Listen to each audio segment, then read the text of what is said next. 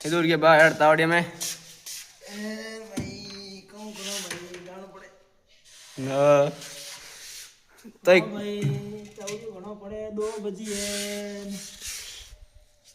है पानी तकलीफ है भाई कहीं नहीं पूछता पौन तक हम है पहले थिएटर याड़ी है भाई कहीं बताओ मैंने ऐसे बोल दे तो मैंने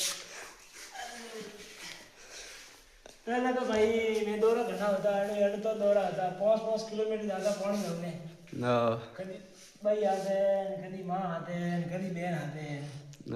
तो बाहर जाओ कौन घटी की कर बेटा अरे भाई बारे कौन जाओ मैं घर आया भाई ये तो कॉम चालू है पानी 2 बजी डबा हम कटा गया था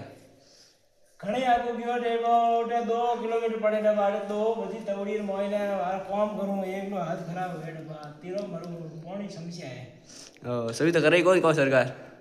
सरकार कौन सुविधा करावे भाई अटे कौन इनको देखे लोग ना ना देखे थे तकलीफ है भाई तकलीफ है हमारा कोई होनो ही नहीं गए भाई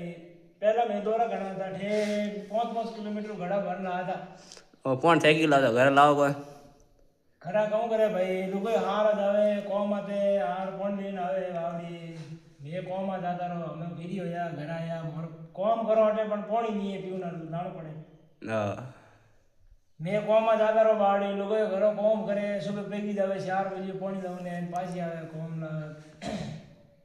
काम करो भाई सही है सा दुखी करना हमें